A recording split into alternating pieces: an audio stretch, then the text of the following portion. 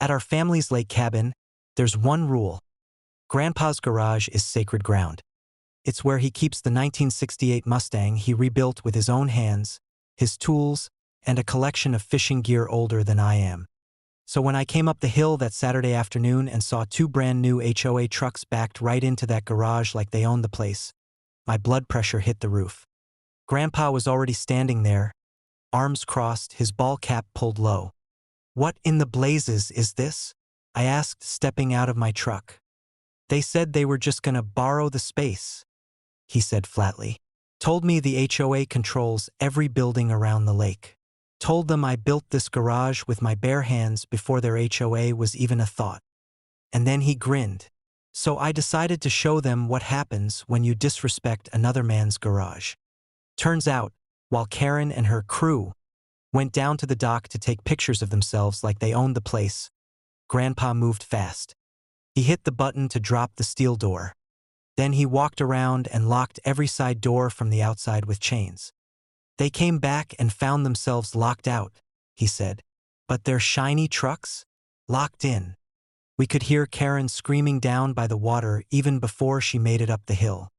"You can't do this," she yelled, storming up the gravel path with her phone out. "You can't hold HOA vehicles hostage. That's theft." "This," Grandpa said calmly, "is private property. You broke in. You parked in my garage without permission. Those trucks are evidence now." Karen shoved her phone in his face. "I'm calling the police." Grandpa nodded toward his porch.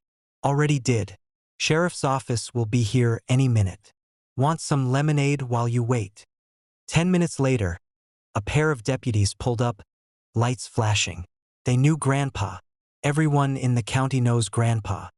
"What's going on?" one deputy asked. Karen practically tackled them. "Arrest this man. He locked our trucks in his garage. We were on official HOA business." The deputy raised an eyebrow. "Official HOA business involves breaking into private garages?" "It's community property," she snapped. The deputy turned to Grandpa. "That true?" Grandpa handed over a folder. The original deed, signed by his father in 1951. No HOA jurisdiction. The deputy's voice turned flat. "Ma'am, this property isn't under your HOA. You had no right to be here."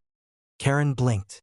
But the trucks," he said, "are being towed. They're now part of an illegal trespassing report." By the time the tow truck arrived, Karen's crew was begging to drive them out themselves, but the deputies waved them off. "Nope," the deputy said. "Chain stays until we're done with evidence photos." Karen tried one last desperate line. "We can sue you for this." Grandpa tipped his cap. "Good. I'll bring this deed to court." They left in their SUVs, their trucks towed behind them like trophies. When the last one was gone, Grandpa opened the garage door and patted the old Mustang on the hood. "See," he said with a grin, "nobody parks in my garage." That night, as the sun went down over the lake, we sat on the porch and watched the water turn gold. Karen would be back. She always comes back. But Grandpa had made one thing perfectly clear. If you park in his garage, you won't be driving home.